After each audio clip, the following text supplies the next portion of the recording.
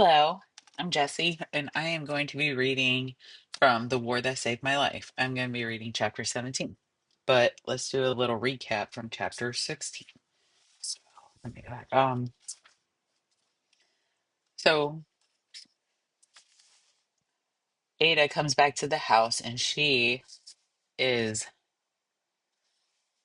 getting a talking to from Miss Smith. Miss Smith is so worried about her, and Ada is not realizing that somebody's worrying about her, like she worries about Jamie, and I think that's very important to like notice. Um, Also, Miss Smith does not believe Ada's story because she doesn't believe the whole story. She does not believe that Ada could have ridden Jonathan's horse because this is a magnificent horse. But we all know the story. But Miss Smith does not believe her until Miss Lady Thornton shows up at the house with some clothes for Jamie and Ada. And she is also thanking Ada for helping Maggie. Um, Ada's so excited to get these clothes. Some of them are riding clothes, and they're more clothes than she's ever had in her whole life. And she's so excited. And she is also noticing that the diff that the wo- how the world is ran. Like she's asking why Maggie is going off to boarding school. And Miss Smith explains to her that's like how rich people educate their kids, and they will probably go to finishing school and then university. And Miss Smith explains how she was educated in boarding school and stuff. And Ada thinks she's rich, but she's not. She went on scholarship a different way, but it's opening the world up to Ada even more. So we are going to move into chapter 17. But I wanted to point out some words that are in chapter 17. Miserable, it's a big word, so it it means feeling unhappy, sad, uncomfortable for a long time. Spitting. Now we know spitting, but it's going to be used in a different context in our book. So I wanted to put that in here. It means very light rain, not a heavy rainstorm. And you'll see that as we're reading. Billows, um, a word we don't hear very often, so it might be a little refresher. It's the move or spread out of big, thick clouds. Brood, to think about something in a worried, sad, upset way for a long time. Hanks. Now, this is a word that is not used here where I'm from, so I thought it was interesting. It means small, narrow opening cracks where light can get through.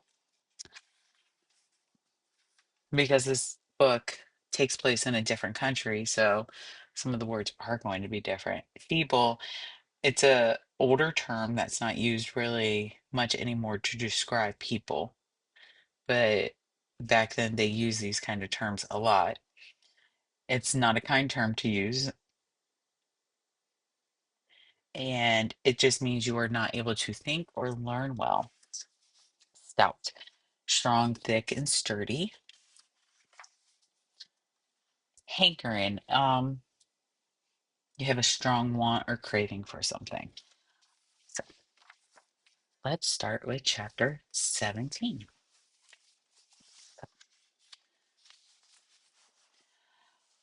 When Jamie came home, it was obvious he had been crying, sorry, but he wouldn't say why. He wet the bed in the night and woke up miserable. There's that word. Outside, the gray clouds were spitting rain. Another one of our words. I can't go to school in the rain, Jamie said. So I'm wondering what is going on with Jamie? Like what's happening that's got him so upset? He's wetting the bed. He's having a physical reaction, an emotional reaction to something. He's not saying what is going on. So he's not wanting to tell what's going on. It's interesting and has me wondering what is going on. Because we've all been in those moments where we haven't wanted to say something that was going on, but I'm questioning what is happening. So, of course you can, Miss Smith replied. She looked awful. Her hair in every which way, great dark circles under her eyes. She held her mug of tea in both of her hands and stared into it. I ain't going, Jamie said. Don't start with me, Miss Smith replied. We sat down to breakfast and a plane blew up at the airfield. It crashed, I guess. It didn't blow up in the air. It blew up because it slammed into the ground. The gas tank ruptured. We learned that later. It sounded like a bomb exploding, like a bomb in Butter's pasture. We all jumped up, knocking over dishes and chairs, and I ran towards the door, towards Butter. But Miss Smith grabbed me and Jamie and pushed us underneath the table. After a moment when nothing else happened, she got up and looked out the window and said, Oh, it's an airplane. And I think to myself, how scary they all must have been because they're in this war and they're constantly thinking about of a impending attack that might be happening. And they didn't know right away it was an airplane. They just heard this loud noise and they didn't know if it was Germany bombing them. But they were so scared. I can't imagine. And then I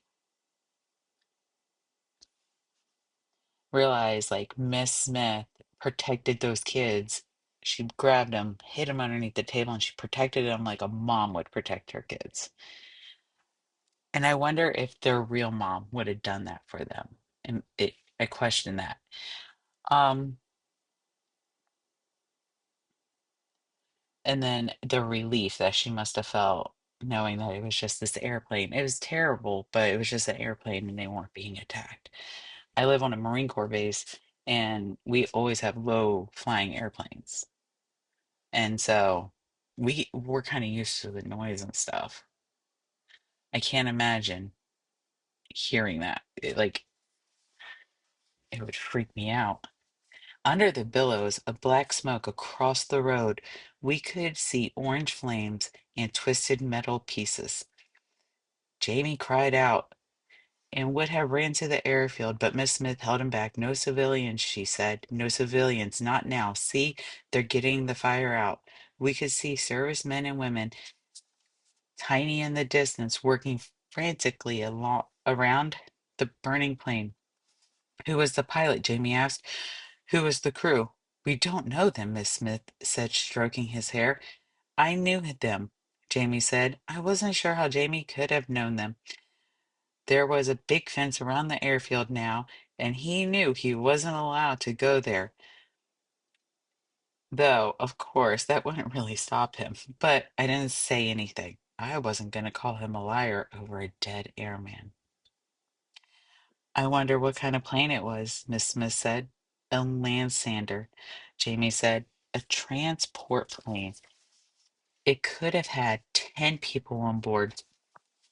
We looked at him. He said that's what it sounded like before the crash. I was used to the sound of planes. I never paid much attention to them anymore. The different kinds of planes and they didn't sound different to me anymore. Jamie leaned into Miss Smith's arms. She held him tight, rocking him softly back and forth. I stood still, absorbing what I was seeing. Jamie turning for comfort from someone other than me. I wonder how Ada is feeling in this moment where she's realizing that Jamie is turning to somebody other than her, who he has always turned to his whole life for comfort. He is now turning to somebody else for comfort. I wonder how she's feeling at that moment. I think she's having a full range of emotions going through. her right now. We ran into Lady Thornton in the village when we were shopping later that week. She told us that Maggie, she called her Margaret, of course, had gone off to school and wouldn't be back home until Christmas. I was sorry I couldn't see her again. I wanted to talk to her and see, talk to her when she hadn't been hit in the head. I wanted to know if she'd still like me, if she wasn't so woozy. Jamie hated going to school. He skipped twice, and after the teacher wrote Miss Smith a note, and Miss Smith started to walk him to school every afternoon. Once he was inside that building, he was trapped. I knew how it felt being trapped. I've been trapped all summer in our flat, but I couldn't understand why Jamie hated school. Most of the kids in our neighborhood from back home were there, including all of Jamie's friends except for Billy White. They had breaks where they got to run and play in the schoolyard. Plus, pretty soon he'd be able to read and write, and Miss Smith wouldn't have to read us Swiss Family Robinson at night anymore. Jamie could read it to himself. I'm wondering if Jamie is struggling in school. I'm wondering if he's struggling in school because he's not able to possibly keep up. Um, oh, if he may be a little behind. Also, when he was back home, he did what he wanted. So now he's having more structure. I think all this is having an effect on him and how different it all is. I think it's having an effect on him. And I think we're seeing that struggle more and more come out with Jamie. And I think it's hard for Ada to understand that because she hasn't had that struggle.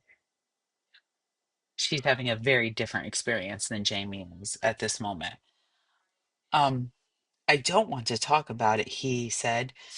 When he asked him, I'm sorry, he said when he wet the bed, which he did every night now. I want to go home, he told me. You'd miss Miss Smith, I said nastily. I wouldn't, he said. I have ma'am. I could imagine ma'am might have softened towards us, or at least towards Jamie. She probably missed us, at least a little. They'd have school at home too, I said. He shrugged. Ma'am won't make me go.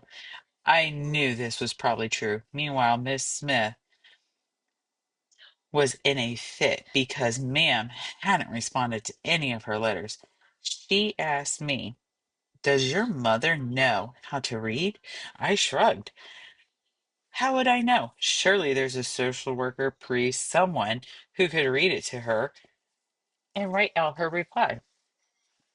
And this is why I'm wondering if Jamie might be struggling a little bit at school.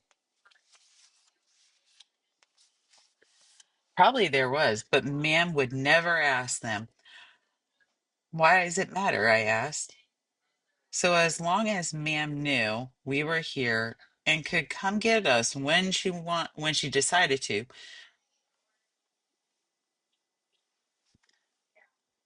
Do you want her to come take us home? Miss Smith gave me a strange look. I do not. You know why it matters?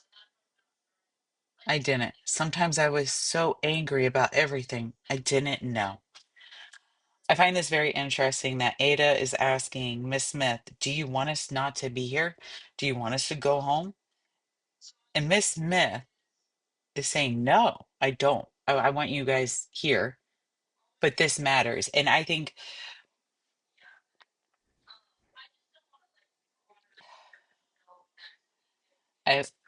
I think, I think it's a legal thing. I think there's some legality stuff that Ada's not going to be able to understand at the moment. But I wonder how Ada is feeling maybe she's wanting somebody to truly want her and to take care of her. And she knows her mom does not want that. And you see it so much that her mom's not responding, her mom's not coming. It's a lot. It's a lot. I don't It's very sad. It breaks my heart. Miss Smith bought acres of black material for the blackout. We've been under a blackout regulation since the first day of the evacuation. Before the war even began, it meant nobody, no houses, buildings, shops, or even things like buses or cars were supposed to show any sort of light outside after the sun went down. After, that way the Germans can't, if the Germans came to bomb at night, they wouldn't be able to see where any of the cities or villages were. It was harder to hit a dark place than a lit one. For the first month, Miss Smith hadn't bothered covering the windows. She just didn't put any lights on at night. Jamie and I went to bed before the sun went down. So we didn't care. And Miss Smith could sit in the broad brood. So there's that word, in the dark room as easily as a bright one. But now the sun was setting earlier, and Miss Smith made blackout curtains for the upstairs windows, and she stretched fabric over the frames of the windows downstairs. We stayed up late one Saturday, putting all the blackout up, and then turning on the lights inside. Jamie and I walked around the outside looking for any chinks. There's another word of light, and yelling to Miss Smith when we saw one. So she adjusted the curtains until all the chinks were gone. Afterward, she made us hot cocoa. Very good, she said. I'm sure we'll get used to having the house this dark. She looked almost happy, almost cheerful for a change. I wonder what it would be like if Jamie and I were really stuck here all winter. I hated winter in the flat. Miss Smith had a fireplace in the main room and she could burn coal. I haven't had my sewing machine out since Becky died, she continued. It felt so good to be making something, even if it was only those awful curtains. I suppose I might run up a few other things too for you, too. Miss Smith had made us try on all the clothes Lady Thornton brought, and we gave back whatever did not fit. She'd also thrown away the clothes we'd come from London in. Still, I had three blouses, two skirts, two sweaters, a dress coat, and a pair of riding pants, more clothes than I had owned in my entire lifetime. I couldn't imagine needing anything else. Dressing gowns, Miss Smith said, as though reading my mind. For winter, something warm you can ride in, perhaps something pretty. The red dress is very nice, but it's not the best color for you. She looked at me and gave me the feeling of being a fish on a slab. Blue, perhaps, or a nice bottle green. Green's a good color with your complexion. Velvet? I loved a velvet dress I had as a girl. I hate velvet, I said. She laughed. You wouldn't know velvet if your underwear were made of it, she said. Ada, that's a fib. Why? I said. I don't want you making me things. Her smile faded. Why not? I shrugged. I had more than I needed, more than I felt comfortable with, really. I was still the girl I seen at the train station mirror, still with the feeble minded girl stuck behind a window, the simple one. I was okay with wearing Maggie's cast offs, but I knew my limits. Jamie leaned forward. Will you make me a velvet? He asked. Miss Smith returned. I will not, she said. I will make you something more south. There's that word. And manly. Jamie nodded. Like in the book, he said. In the book, that stupid Swiss Family Robinson was all the time making and finding things. It was like magic. It was how the father would think.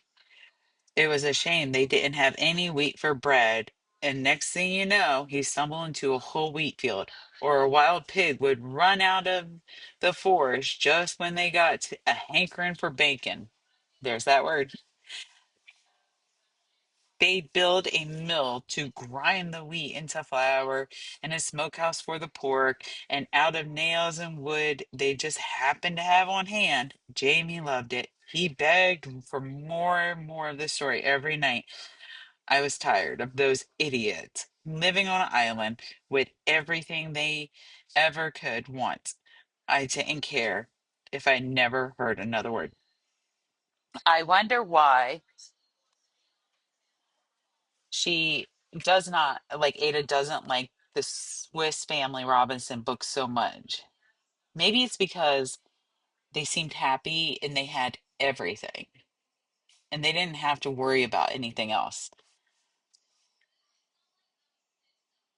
I think that might be part of it because I think Ada's always wondering when the other shoe is going to drop.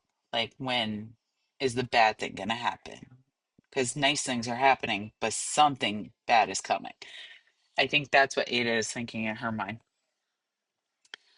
You won't have time to make us anything, I said. We won't be here that long. Miss Smith paused. The war doesn't seem to be moving very quickly, she said. Right. More and more of the evacuated children had gone back to London. Mhm. But not us, not yet. You'll be glad to get rid of us, I said. You didn't want us in the first place, Miss Smith sighed. Ada, can't we just have a happy night? Can't we just drink our cocoa and be happy? I know, I said I didn't want evacuees, but I explained it wasn't anything to do with you.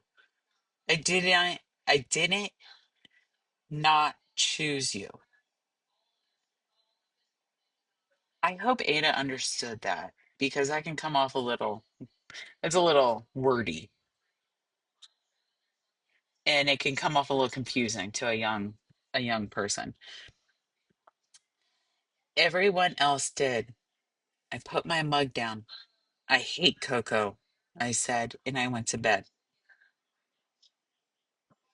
It was Miss Smith, not me, who saw the welt on Jamie's wrist. All right, so that's chapter 17. That's a lot. That's a lot in the very end of this chapter to like kind of understand. Um, Ada Ada might feel that she doesn't deserve to be happy because she's been told her whole life how bad, how feeble she is, how all these bad things about her, and she's been kept away from everybody. And now she has this person who wants to kind of like, she's not afraid to show her off. She's not, she wants her. Um, I think she's also very upset that she does not know what's wrong with her brother. And a part of her is like, you know what? If it'll make him happy, let's go home. Let me make this miserable so we can go home. A part of me feels that way. And then Miss Smith sees the welt on Jamie's wrist. And obviously, the questions, I think we're all assuming that it's from school, but who's doing it? Is it another peer or is it the teacher? Because back then, teachers were known to hit their students. So, that's a lot in chapter 17 to unpack.